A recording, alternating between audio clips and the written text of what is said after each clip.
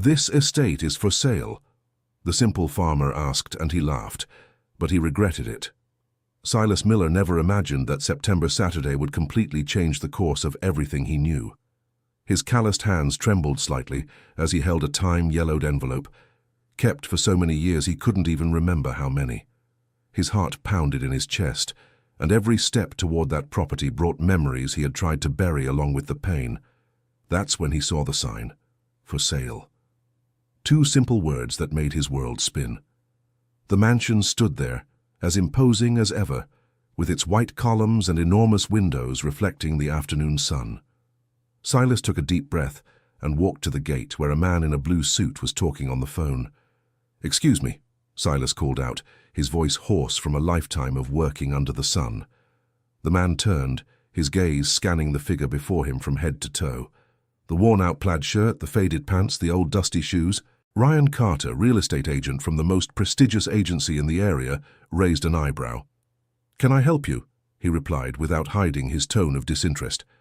"Is this estate for sale?" Silas asked, pointing at the property. There was a silence. Then Ryan started laughing. Not a restrained chuckle, but a loud guffaw that echoed across the perfectly manicured garden. He doubled over, hand on his stomach, eyes tearing up from laughing so hard. "You?" he managed to say between laughs. "You want to buy this mansion?" Silas stood still. His fingers gripped the envelope tighter, but his face remained calm. He had expected this reaction. He always did. "I'm asking if it's for sale," he repeated, his voice steady. Ryan called over two colleagues who were nearby, inside a luxury car parked at the entrance. "Guys, you've got to hear this," he shouted, still laughing. "This gentleman here wants to buy Pinecrest Estate." The two agents approached, curious. When they saw Silas, they also started laughing. One of them, a blond young man named Justin, shook his head. "Man, that's a good one. Do you know how much this property costs?" he mocked. $3.5 million. And that's not even counting the maintenance costs, which are over $20,000 a month. And you," Ryan pointed at Silas's shoes, "can barely afford a new pair, can you?" The laughter continued. Silas looked down at his own feet, the shoes that carried stories of decades of hard work. Yes, they were old. Yes, they were worn out. But every mark on that leather represented dignity, honest sweat, sacrifice. "Are you done?" Silas asked calmly. "Look," Ryan wiped the tears from his eyes, "I'll be nice to you, okay? This property isn't for... Well, it's not for people like you. Maybe I can recommend some more modest houses, more suitable for your profile." "I didn't come here looking for a modest house," Silas replied. "I came to ask about this mansion specifically." "Why?" Justin crossed his arms. "Want to work here as a caretaker. I can talk to the owners. Maybe they need someone to tend the garden." Silas took a deep breath. Those words stung more than the three of them would care to admit. Not because of the mockery itself, but because they touched old wounds he had spent 43 years trying to heal. "I know every corner of this property," he said, his voice low but filled with emotion. "I know the garden in the back where there are 3 pecan trees that bear fruit twice a year. I know the fountain behind the main house, the one with a marble angel holding a jug. I know the basement that has a water stain on the right corner, because the pipe burst in 1986. Ryan's smile began to fade. "How do you know all that?" "Because I grew up here," Silas replied, his words falling like stones into a silent lake. A moment of absolute silence followed. The three agents exchanged glances, confused. "You grew up here?" Ryan repeated, incredulous. "What do you mean?" "My mother worked in this house for 32 years, Silas explained, each word weighing a ton. "She was a cook, a housekeeper, a nurse, whatever was needed. I lived in the back, in the staff quarters. I played in this garden as a child. I learned to read in the library of that house." The tone shifted. The mockery gave way to something more complex, a mix of curiosity and discomfort. "And why did you come back here?" Justin asked, now more serious. "Nostalgia. I came because I have a right." Silas finally opened the envelope and pulled out some papers. Ryan reached out, taking the documents. They were certified copies, yellowed by time but still legible. He began to read aloud, unable to believe what he saw. The will of Alistair Sterling, dated March 15th, 1979. "Keep reading," Silas urged. "I leave all my assets and properties to—" Ryan stopped, reread the sentence 3 times. "To Mrs. Martha Miller, in recognition of her loyalty and dedication throughout all these years."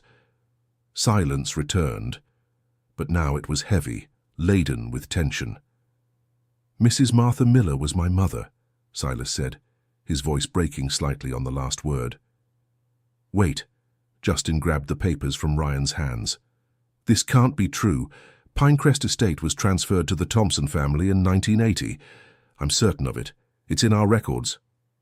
"It was transferred because of fraud." Silas pulled more documents from the envelope. Fake papers were presented after Mr. Alistair's passing, documents claiming he changed his mind, that he left everything to a distant cousin no one had ever seen before. Ryan held the new documents. They were letters, exchanged between Alistair and Martha over the years. He began to read one of them in a low voice, but his hands trembled. "Dear friend, your remedy was timely for the relief of the pain that a solitary life brings. I never had children, and I always considered Silas as the grandson I could never have. When my time comes, I want to ensure that you and the boy are secure. This house, which you cared for with such affection, will be yours." "Those are just words," Ryan tried to argue, but his voice sounded weak now. "Letters aren't worth as a legal will." "But the will I showed you is," Silas replied. "It was registered at the Notary Public Office 3 months before Mr. Alistair's passing. Everything is certified, dated, signed by 2 witnesses." Justin shook his head. "If this is true, why did you wait so long? Why didn't you contest when the property was transferred?" "Because my mother was afraid." Silas's voice grew lower, heavy with old pain. "She was a simple, hard-working woman. When the Thompsons' lawyers showed up with those documents, she felt too small to fight. She had no money to hire a lawyer, no influence, nothing but her love for this house and the memory of Mr. Alistair." "And you?" Ryan asked. "Why didn't you fight once you became an adult?" Silas looked at the mansion, his eyes scanning each window, each column, each detail of the structure that held so many memories. "Because I was busy surviving," he replied. "My mother fell ill soon after we lost the house. She became sad, quiet, as if a part of her had left with Mr. Alistair. I had to work day and night to pay for medicine, food, the rent on a tiny room where we lived. I had neither the time nor the resources to fight for justice." "So why now?" Justin insisted. "Because my mother passed away 3 months ago." Silas wiped away a stubborn tear discreetly. "And before she left, she made me promise I would fight. She said I couldn't let injustice win, that Mr. Alistair deserved to have his final wish respected." Ryan opened his mouth to reply, but was interrupted by a black car pulling up beside them. A middle-aged man stepped out, wearing an impeccable grey suit. His face turned red when he saw the papers in Ryan's hands. "What's going on here?" he demanded. "Mr. Julian," Ryan hurried to explain. "This gentleman showed up with documents claiming that—" "I know who he is," Julian Thompson cut in, his eyes fixed on Silas. "Martha finally sent someone to try and claim what was never hers." Silas stepped forward. "Mr. Alistair left this property to my mother. It's all documented, notarized, legal." "Documents can be contested," Julian smiled coldly. "And I have the best lawyers in the state at my disposal. Do you really think you can take this property from me with some old papers?" "They're not just old papers." Silas kept his voice calm. "They're proof of a legitimate will that was violated through fraud." "Prove the fraud," Julian challenged. "Prove that my uncle didn't change his mind at the last minute and decide to leave everything to me, his blood nephew, instead of a housekeeper." "Your uncle?" Silas let out a bitter laugh. "You never even visited Mr. Alistair when he was alive. You only showed up after he was gone with convenient papers that gave you exactly what you wanted." "Watch your accusations." Julian took a few steps forward, menacingly. "Defamation is a crime." "Truth isn't defamation," Silas replied, not backing down an inch. And the truth is, you stole what was rightfully mine.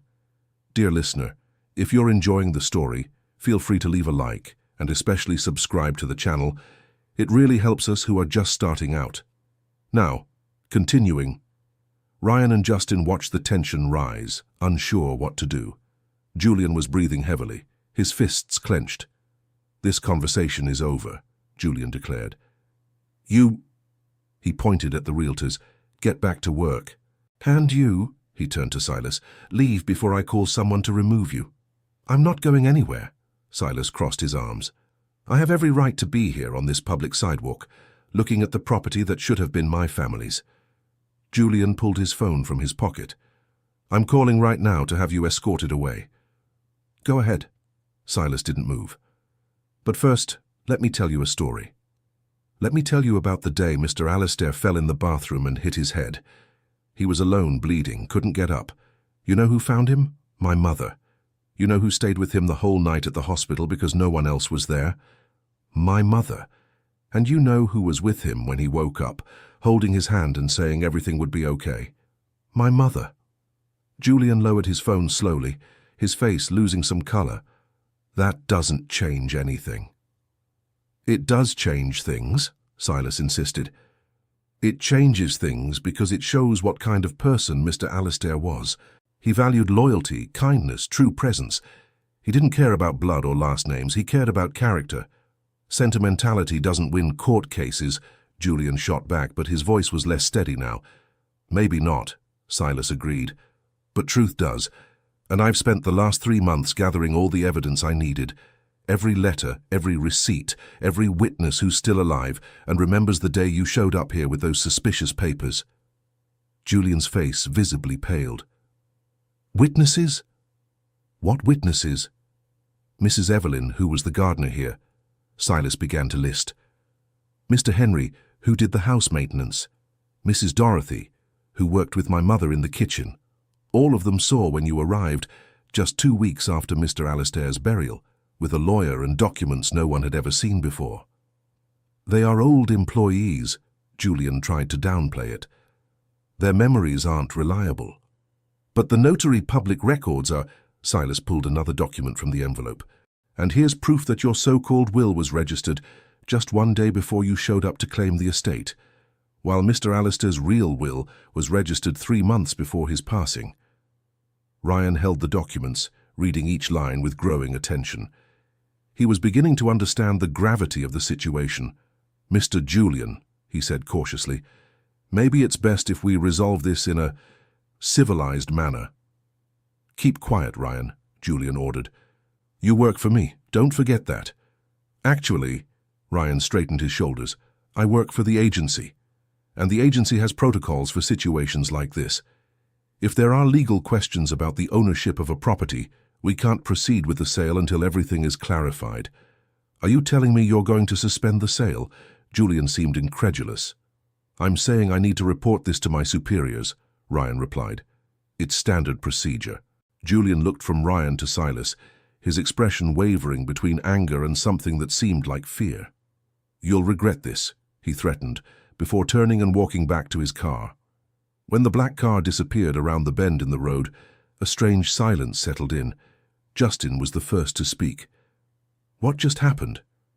"I think," Ryan looked at the documents in his hands, "we just found out we were trying to sell a property that might not legally belong to who we thought it did." Silas took the papers back, carefully storing them in the envelope. "I didn't come here to cause trouble," he said. "I came only to seek justice. Mr. Alistair's last wish was ignored, and my mother spent her final years knowing an injustice had been committed. I can't change the past, but I can ensure that the truth finally prevails." "If all of this is true," Ryan scratched his head, "why is Julian Thompson so desperate to sell now?" "Good question." Silas had wondered the same thing. "He's held onto this estate for over 40 years. Why sell now?" "Maybe he's having financial trouble," Justin suggested. $3.5 million is a lot of money. Or maybe— Silas looked at the mansion. He knows his time is running out, that sooner or later the truth would come out. Ryan put the business card in his pocket. "Look, he began, clearly uncomfortable. "I apologize for laughing at you. It was completely inappropriate and, well, I was an idiot." Silas looked at the young realtor. He saw genuine shame in his eyes. "I accept your apology," he said simply. "But understand that people like me experience this every day. We are judged by our appearance, by the clothes we wear, by the work we do. And rarely does anyone bother to know our story before deciding who we are." "I understand," Ryan nodded. "And I'll do better. I promise." Silas took one last look at the mansion before starting to walk away. "Wait," Ryan called out. "You'll need a good lawyer. I know someone who can help, someone honest who fights for just causes." "I already have a lawyer," Silas replied. "Mark Vance-esque." Ryan's eyes widened. "Mark Vance? The same Mark Vance who won that case against Summit Construction Corp last year." "The same," Silas confirmed with a small smile. "How did you manage to hire him?" Justin asked, surprised. "He's one of the best in the state." "Because he's the son of Mrs. Evelyn, the gardener I mentioned," Silas explained. "My mother helped raise Mark when he was little. She gave him food, helped with his schoolwork, encouraged his studies. When Mark passed the law school exam, my mother cried with joy as if he were her own son. Now that she's gone, Mark wants to repay that kindness by fighting for justice in her name." Ryan shook his head in admiration. "You're not an ordinary man, are you?" "I'm just someone who learned that dignity has no price," Silas replied. "And that the truth, no matter how long it takes, always finds a way to come to light." That night, Silas returned to his small house in the rural area on the outskirts of the city. It was a simple place, but clean and tidy. He had lived alone since his mother passed away, and every corner of that house held memories of her. He sat down at the kitchen table and opened an old shoebox he kept under the bed. Inside were more photographs, more letters, more pieces of a story he had been gathering for decades. There was one particular photo he liked to look at. It showed a boy of about 8, smiling broadly while holding a book. In the background, part of the mansion's library could be seen. That boy was him, and that had been the day Mr. Alistair gave him his first book as a gift. The Adventures of Tom Sawyer, he remembered. He had read that book so many times that the pages were yellowed and loose. He still had it, kept like a treasure. The phone rang, interrupting his thoughts. "Silas!" It was Mark Vance's voice. "We need to talk about the next step." "What did you find out?" Silas asked. "A lot." Mark sounded excited. "The will that Julian Thompson presented has several inconsistencies. Mr. Alistair's signature doesn't match other signatures of his that I managed to find in documents from the same period. And there's more. I found the notary who supposedly authenticated the document. He retired 20 years ago, but he's still alive and lucid. He said he doesn't remember authenticating any will for Alistair Sterling." Silas felt his heart race. "Is that enough to prove fraud?" "It's a very good start," Mark replied. "But I need more. I need you to get me everything you can about those days after Mr. Alistair left. Conversations you overheard, things you saw, any detail could be important." "I'll start early tomorrow," Silas promised. "Does Mrs. Evelyn still live in the same house?" "She does," Mark confirmed, "and she's eager to testify. She said she's held this inside her for too long." After he hung up, Silas stared at the photo of the smiling boy. He had promised his mother he would fight, and that was exactly what he would do. The next morning, Silas woke up before sunrise. He took a quick shower, put on his best shirt, and left to visit Mrs. Evelyn. She lived in a modest little house about a 15-minute walk from the mansion property. When he knocked on the door, an elderly lady with white hair and kind eyes answered. Her face lit up at the sight of Silas. "Boy," she hugged him tightly. Come in, come in. I've been waiting for you." The house smelled of fresh coffee and sweet cornbread. Mrs. Evelyn insisted he have breakfast while they talked. "Mark told me about what you're doing," as she said, pouring coffee into a delicate porcelain cup. "Your mother would be so proud." "Do you remember those days?" Silas asked, "after Mr. Alistair left?" Mrs. Evelyn sighed deeply. "I remember it like it was yesterday." Her eyes grew distant, lost in old memories. "It was all so strange.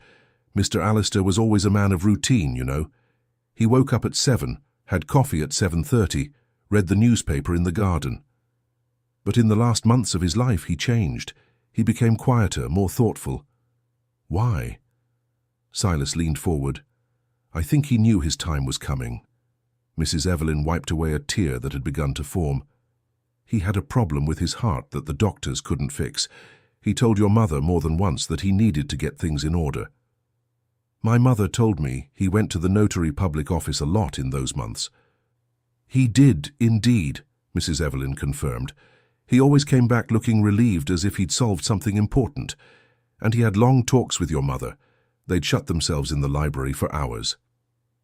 About what? About you. Mrs. Evelyn smiled sadly. He adored that boy.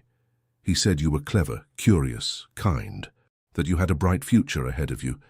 And your mother, poor thing, was worried you'd get too used to that life of luxury. She said that one day it would all end and you'd have to come back to reality. Silas remembered his mother's words, always insisting he never forget where he came from, never lose his humility. And when he passed away, he asked. Mrs. Evelyn's face darkened.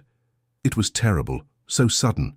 He was reading in the garden, like he did every day. Suddenly, he called out to your mother, said he wasn't feeling well. She ran to help him, but when she got there, he was already gone. His heart had finally given out. And what happened after? Your mother was devastated. Mrs. Evelyn shook her head. She cried for days. The burial was simple, because Mr. Alistair had no close family.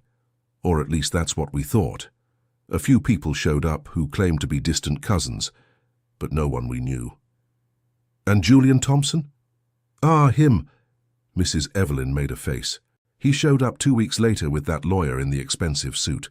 Said he was Mr. Alistair's nephew, the son of a sister who had passed away when she was young. No one had ever heard of him before. And the documents he brought.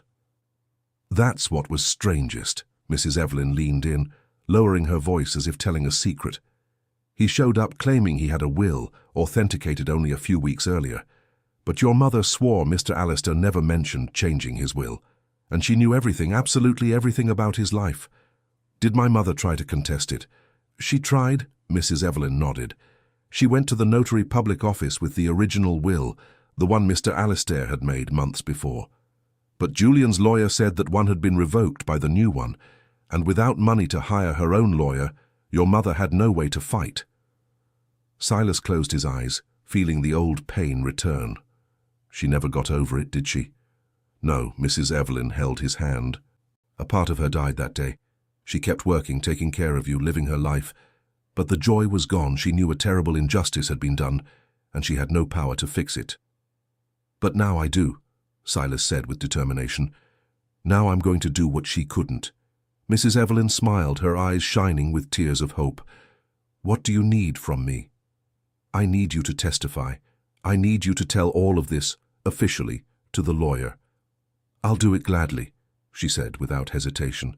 And there are more people who'll want to help. Mr. Henry, Mrs. Dorothy, all of us. We were just waiting for someone to have the courage to stand up to that man. Silas spent the rest of the morning talking with Mrs. Evelyn, jotting down every detail, every memory that might be useful. When he finally said goodbye, it was almost noon, and the sun was shining brightly in the sky. His next stop was Mr. Henry's house, the former caretaker of the estate. He lived a bit farther away, but Silas walked the distance, taking the opportunity to organize his thoughts. Mr. Henry was a tall, thin man, nearly 80 years old, but still strong and active. When he saw Silas, his face lit up. Silas! Boy, how I've missed you. They embraced, and Silas felt transported back in time. Mr. Henry had been like an uncle to him when he was a child, teaching him about the trees, the birds, and the secrets of the garden. Mrs. Evelyn called me, Mr. Henry said. She said you were poking around that old case. I am, Silas confirmed, and I need your help. You can count on me. Mr. Henry didn't hesitate. That Julian Thompson is a swindler. I always knew it. What do you mean? Mr. Henry motioned for Silas to sit on the wooden bench on the porch. Do you remember what it was like to take care of that garden? He began. Every plant had its place, Every tree had its story. Mr. Alistair loved that garden. He'd spend hours there. I remember, Silas nodded. The pecan trees out back. Exactly, Mr. Henry smiled. He planted those trees with his own hands when he bought the property. He said one day they'd bear fruit for his grandchildren. Only he never had children, never had grandchildren. So you know what he did? What? He gave the fruit to the local kids, Mr. Henry explained. He said if they couldn't be for his grandchildren, they'd be for someone else's. And you, he pointed at Silas, were his favorite. He'd let you climb the trees, pick as many pecans as you wanted. Silas felt a tightness in his chest. He remembered those days, the sweet taste of the fruit, Mr. Alistair's laughter when he came back with his mouth purple from eating too many pecans. When Julian took over the property, Mr. Henry continued, his voice growing harder, you know what the first thing he did was? He had the pecan trees cut down, said they were too old, that they messed up the landscaping. He cut them down. Silas felt anger rising. He tried, Mr. Henry gave a sly smile, but I wouldn't let him. I said I wouldn't work there anymore if he cut those trees. And he needed me because nobody else knew that garden like I did. So we made a deal. The trees stayed, and I kept working. How long did you work there after that? Another 15 years, Mr. Henry replied. Until Julian said he didn't need a regular gardener anymore. He hired a company that sent different people every week. The garden was never the same. And the trees? They're still there, Mr. Henry assured him. I go there every now and then, without anyone knowing, just to take care of them. I can't let them die. They're the last thing left of Mr. Alistair. Silas felt immense gratitude for that man. Did you keep anything? Any documents? Any proof of how things really were? Mr. Henry thought for a moment. I have work records, he said at last. Notes I made about what I planted. When I planted it, the care each area needed. Mr. Alistair insisted I keep everything organized. Can you show me? Mr. Henry stood up and went into the house. He came back a few minutes later with a box full of old notebooks. Silas started flipping through one of them. The pages were filled with meticulous notes, dated and detailed. This here, Silas pointed to a specific entry, says that in May of 1979, Mr. Alistair asked to plant white roses in the front flower bed because they were Mrs. Martha's favorites. Exactly, Mr. Henry confirmed. He did that every so often. Little gestures of affection for his mother. We all knew he considered her family. This helps, Silas said. It shows the kind of relationship they had. It shows it wasn't just employer and employee.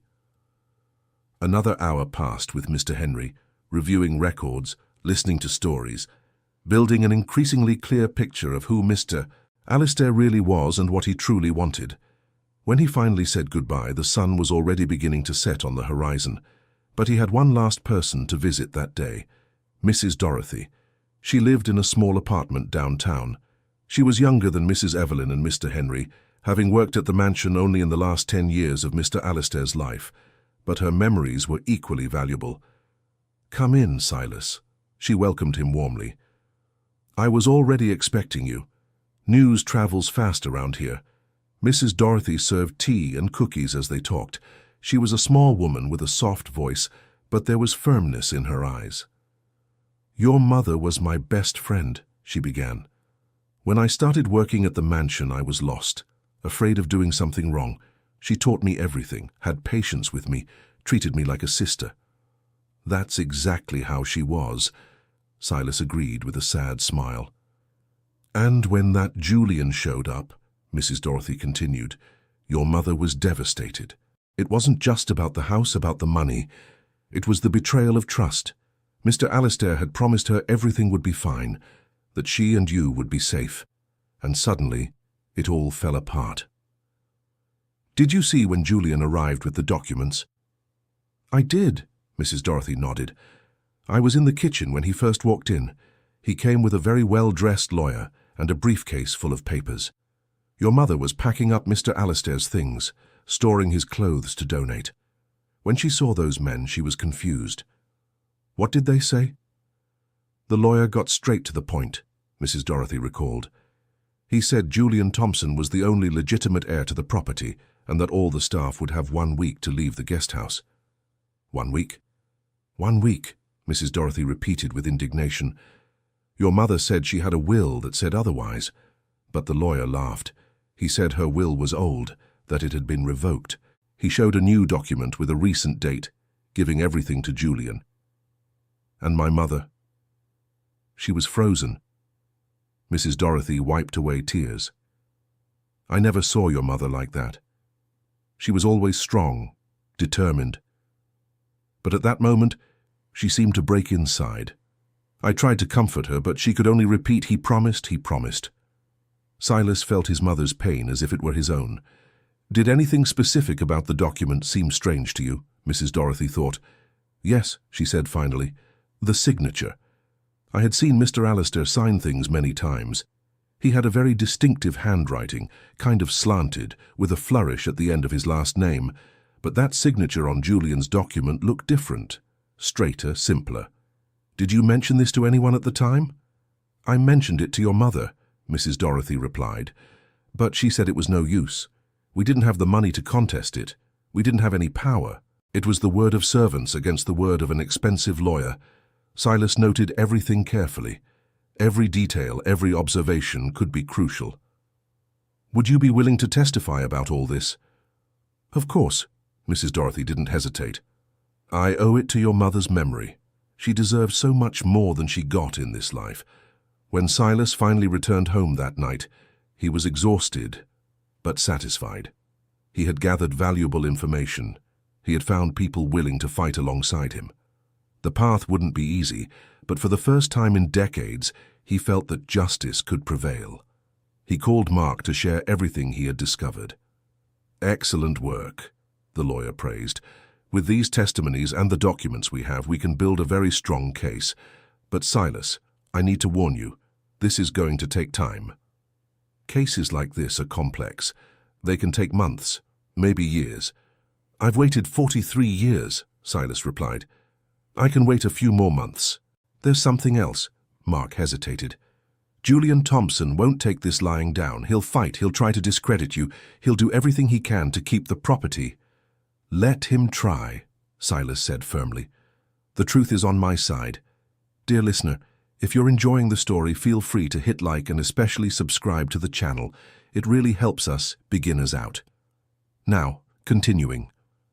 In the following days, Silas dove headfirst into preparing the case.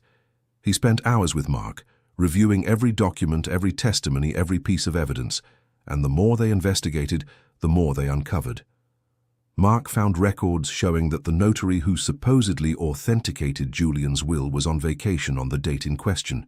He also found discrepancies in the stamps used on the documents. But the most shocking discovery came from an unexpected source. One day, Mark called Silas urgently. You need to come to my office right now, he said, his voice trembling with emotion. What happened? I got a call.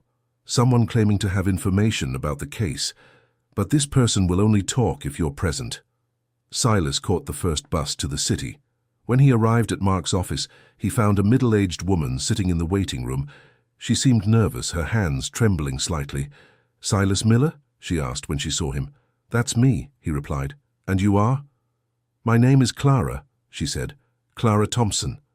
The last name made Silas freeze. Thompson, are you related to Julian? I am, she confirmed, tears beginning to form. I'm his daughter. Mark and Silas exchanged surprised glances. What do you want to tell me? Silas asked cautiously. Clara took a deep breath as if she were about to jump off a cliff. My father lied, she said, her voice breaking. Everything he said about that property, about being Mr. Alistair's nephew, it was all a lie. The silence in the room was absolute. Silas sat down slowly, his heart pounding. What do you mean, a lie? My father wasn't anyone's nephew, Clara explained. He was a lawyer working at a small firm. He was always in debt, always looking for ways to make quick money. When he heard that Alistair Sterling had passed away without close family, he saw an opportunity. Go on, Mark encouraged. He forged documents, Clara confessed. He created a story about being the son of a sister who never existed. He paid to have stamps placed, to have signatures imitated. And it worked. No one questioned it because he had a good lawyer by his side, because he knew how to talk smoothly, because he seemed trustworthy. Silas felt both anger and validation at the same time. He knew something was wrong, he'd always known, but hearing the confirmation was different.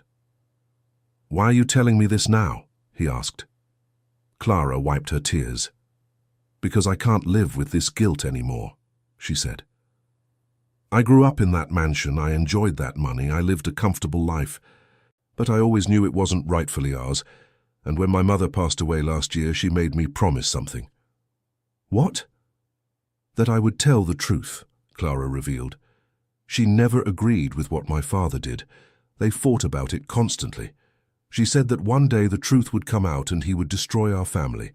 And now that you've shown up, with legitimate documents, with witnesses, I know it's time to do the right thing." Mark started taking notes frantically. "Do you have any proof of what you're saying?" "I do."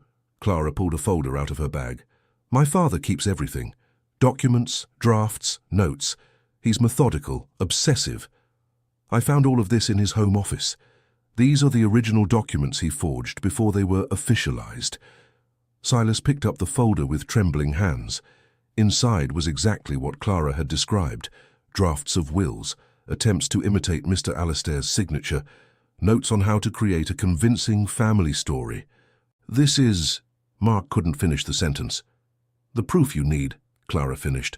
"My father doesn't know I took this. He'll be furious when he finds out. But I don't care anymore. I'd rather lose everything and live with a clear conscience than keep propping up this lie." Silas looked at that woman with renewed respect. "You know this will destroy your father, right? That he could even face serious consequences."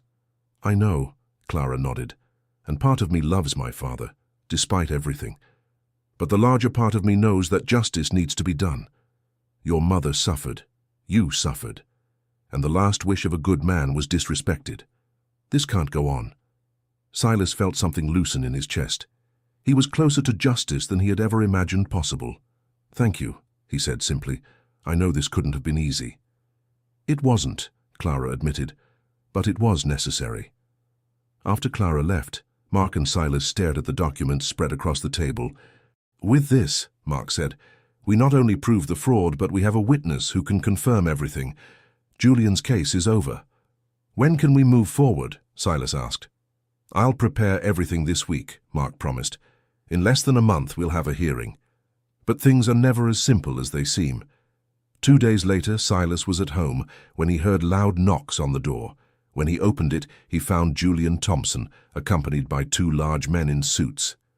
"You," Julian pointed his finger at Silas, "need to stop this right now."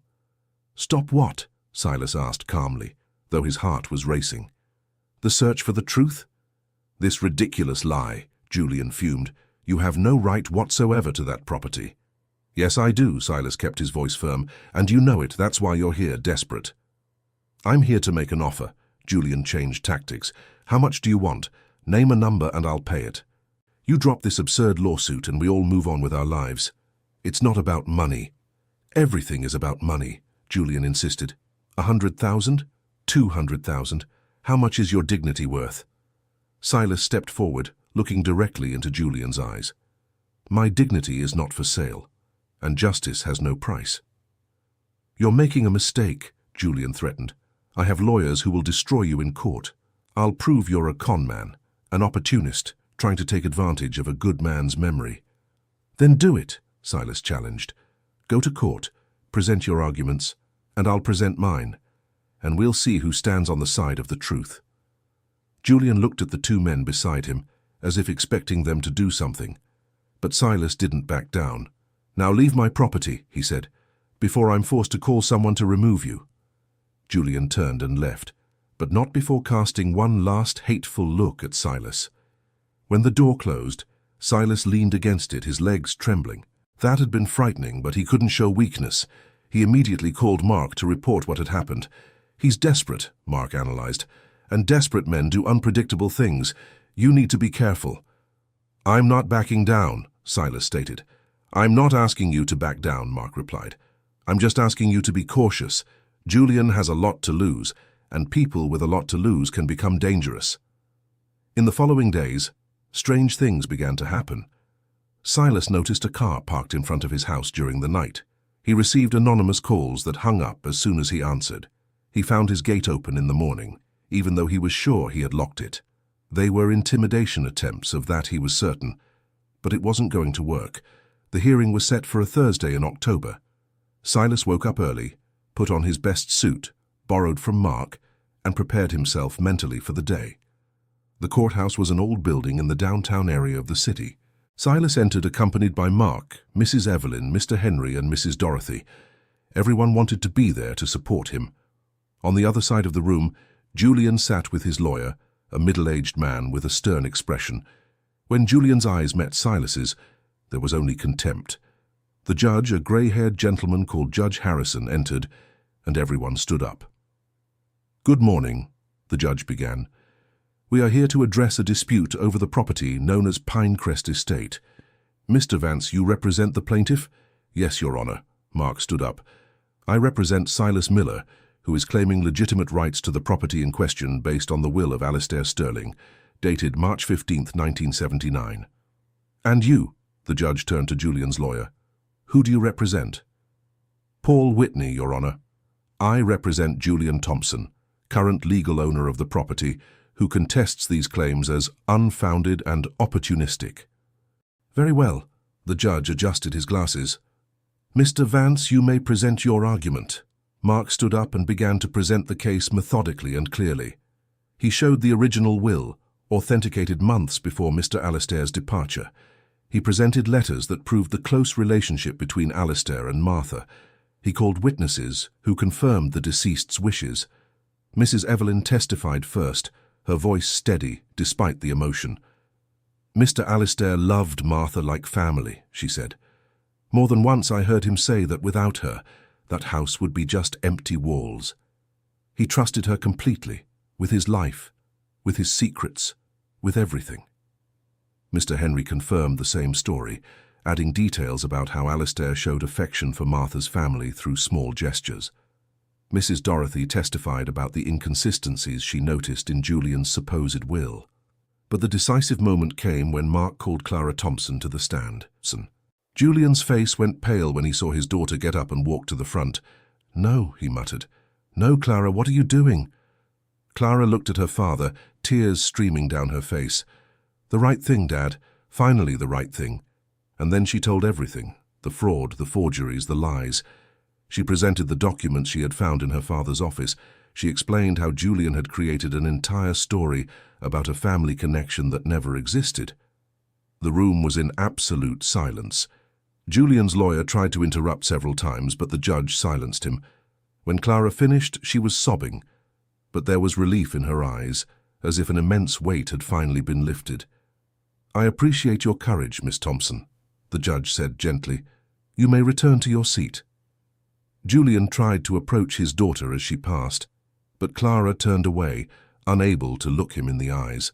Julian's lawyer tried to counter-argue, questioned the credibility of the witnesses, suggested that the documents could have been planted, but it was too late. The truth was laid bare in the room. The judge called a recess to review all the evidence. Those were the longest 2 hours of Silas's life. He sat in the hallway, his hands trembling, his heart pounding. Mrs. Evelyn sat beside him and held his hand. "Your mother would be so proud," she said. When they were finally called back in, the judge had a solemn expression. After carefully reviewing all the evidence presented, he began, "It is clear to this court that a grave injustice has been committed. The documents submitted by Mr. Julian Thompson are, without a shadow of a doubt, fraudulent. The legitimate will of Alistair Sterling, the one that leaves all his assets to Martha Miller, is the only valid document." Silas felt the world spin. He couldn't believe what he was hearing. "Therefore," the judge continued, "I decree that the property known as Pinecrest Estate be transferred immediately to Silas Miller as the rightful heir of Martha Miller. Furthermore, I order that Mr. Julian Thompson return all income obtained from the property over the past 10 years, as well as pay moral damages to Mr. Silas Miller." The room erupted in murmurs. Mrs. Evelyn hugged Silas, crying with joy. Mr. Henry and Mrs. Dorothy also approached, all emotional. Julian was pale, in shock. His lawyer tried to say something, but he seemed not to hear. "And one more thing," the judge added, his voice stern. "I order that the district attorney's office investigate Mr. Julian Thompson for fraud. The evidence presented here is more than enough to initiate a case."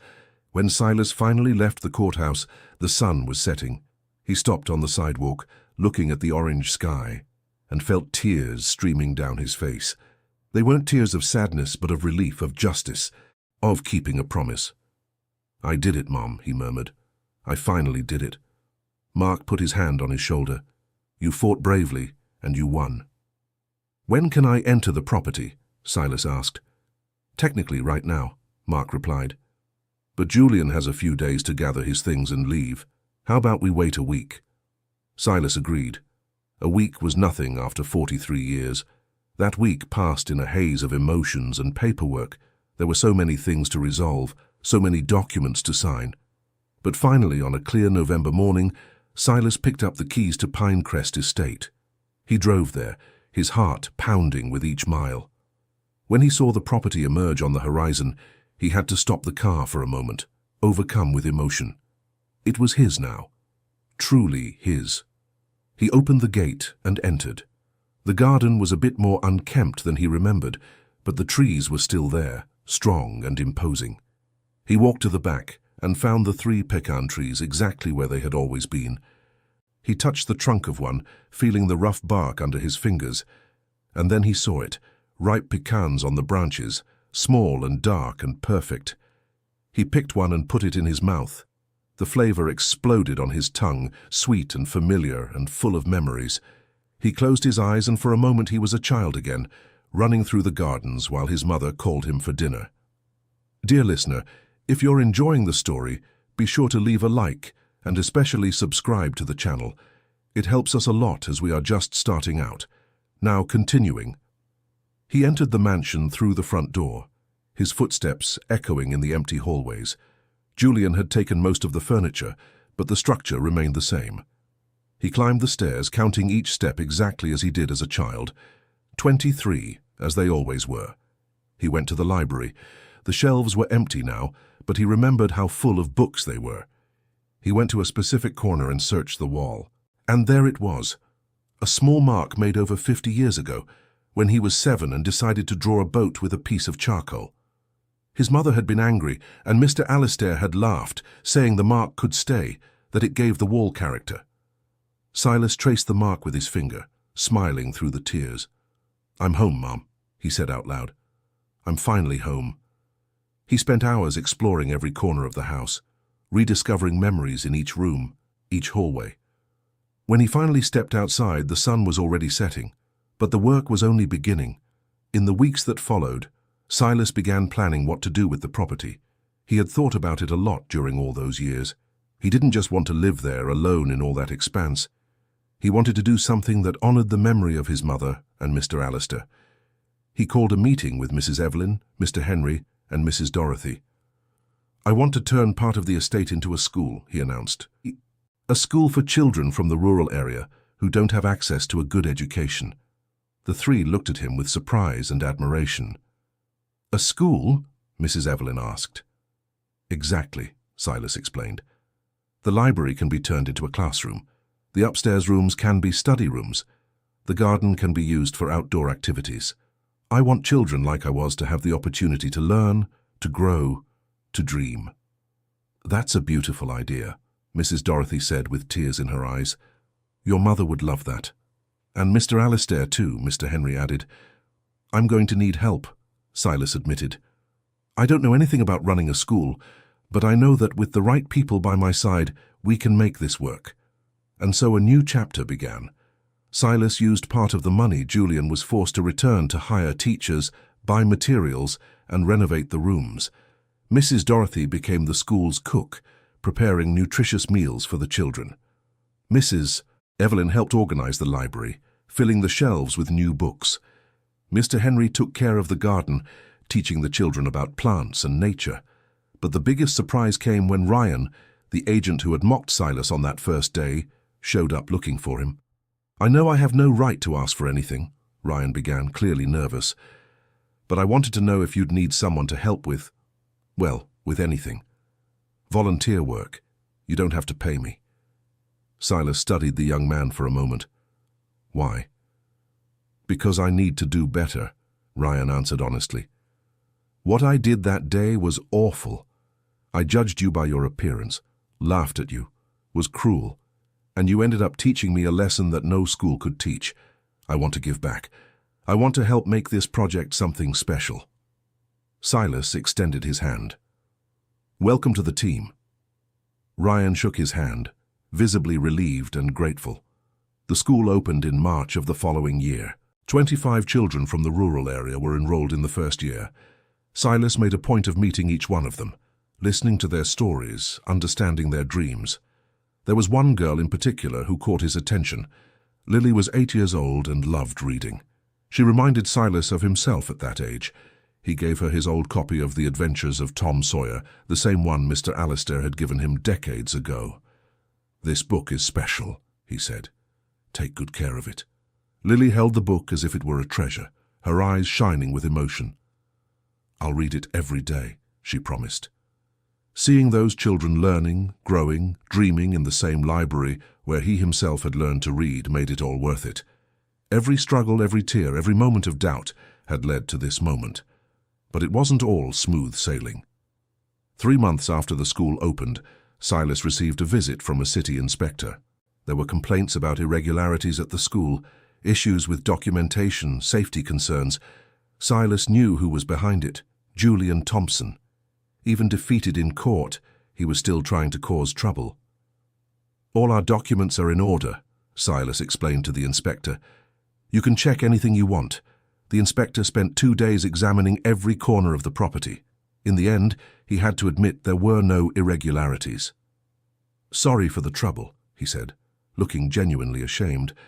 "I was told there were serious issues, but clearly the information was wrong." "I understand," Silas replied.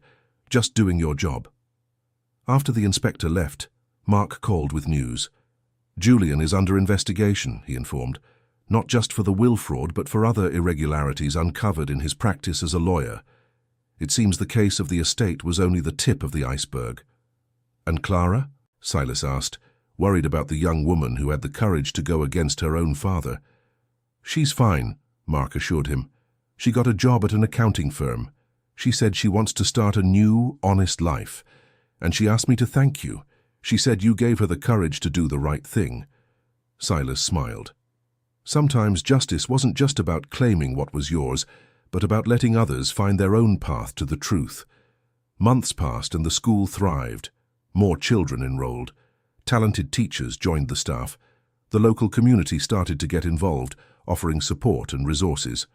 Ryan proved to be a dedicated volunteer, working with the children on art projects and helping with property maintenance. He had changed completely since that day he laughed at Silas. The experience had transformed him, taught him humility and empathy. One day, during a class, one of the children raised their hand. "Mr. Silas, is it true you grew up here as a child?" Silas looked around the library at the shelves full of books, at the children sitting with curious expressions. "It's true," he confirmed. "My mother worked here, and the owner of this house was a very kind man who let me use the library whenever I wanted." "And did he teach you to read?" another child asked. "Not just to read," Silas replied.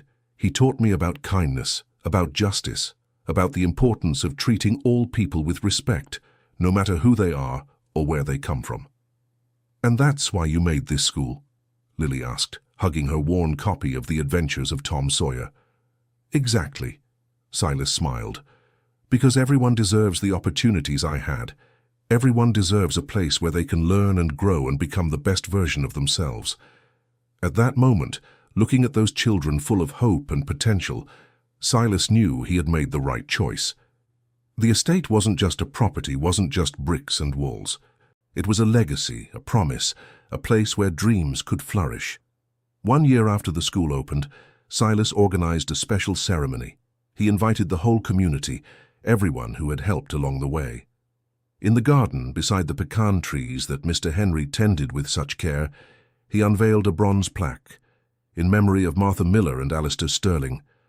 Their lives were dedicated to kindness, and their legacy will continue through every child who learns in these rooms. Mrs. Evelyn cried when she saw the plaque. Mr. Henry discreetly wiped his eyes. Mrs. Dorothy held Silas's hand, without words to express what she felt. Ryan approached with a child by the hand. "Mr. Silas, this is my niece, Daisy. I'd like to enroll her in school next year." Silas looked at the shy 6-year-old girl. "It will be a pleasure," he said. "There's always room for one more child who wants to learn." That night, after everyone had gone, Silas stood alone in the garden. He looked at the stars, at the estate lit by soft lights, at the trees swaying gently in the breeze. "We made it, Mom," he said out loud. "We turned pain into something beautiful. We turned injustice into hope." And for the first time in decades, he felt true peace. But life always has its surprises, and a few weeks later, Silas received an unexpected letter. It was from a law firm in New York, informing him that he had inherited something from Julian Thompson. Confused, he called Mark. "What do you mean, inherited from Julian?" he asked. "Did he pass away?" "No," Mark explained, "but he was declared incapable of managing his own finances due to mental health issues. The attempt to maintain the fraud, combined with the stress of the trial, ended up severely affecting him. Clara was appointed his guardian." "And what does that have to do with me?" "Clara decided that part of what Julian still has should go to you," Mark continued. "As an additional form of restitution for what he did. It's about $500,000 in investments." Silas was silent for a moment, processing the information. "I don't need that money," he finally said. "I know," Mark replied. "But Clara insists. She says it's the only way she can sleep in peace, knowing she did everything she could to right her father's wrongs." Silas thought for a moment. "I'll accept the money," he decided, "but I'm going to use it to create a scholarship fund for children who want to go to college but don't have the resources." Mark laughed on the other end of the line. "Of course you will. I wouldn't expect anything less from you." The fund was established a few months later. The first beneficiary was Lily, who at 10 years old already showed exceptional talent in literature. Silas promised her that when the time came for her to go to university, she would have all the support she needed. The years passed. The school grew and thrived. Children who had graduated there returned to share their achievements. Some became teachers, others doctors, engineers, artists. They all carried with them the lessons learned in that mansion that was once the scene of injustice, but became a symbol of hope. Silas aged gracefully, always present in the classroom, always available to talk to the students, always willing to share his story. Ryan never stopped volunteering, even after finding success in his own career. The experience had fundamentally changed who he was. Mrs. Evelyn, Mr. Henry, and Mrs. Dorothy continued to contribute until old age no longer allowed it. But even then, they visited whenever they could, beloved by generations of children who had heard their stories. And Clara, she rebuilt her life, found peace in doing what was right, and eventually became an advocate for social justice causes, working to ensure that stories like Silas's would not be forgotten. One day, many years later, Silas was in the garden when a young woman approached. It took a moment to recognize her. Lily, now 25 years old, with a degree in literature and working as a writer. "I came to thank you," she said. "Not just for the education, not just for the scholarship, but for teaching me that our story doesn't define our destiny, that with hard work and dignity, we can overcome any obstacle." Silas hugged the young woman, as proud as if she were his own granddaughter. "You did all this yourself," he said. "I just opened the door.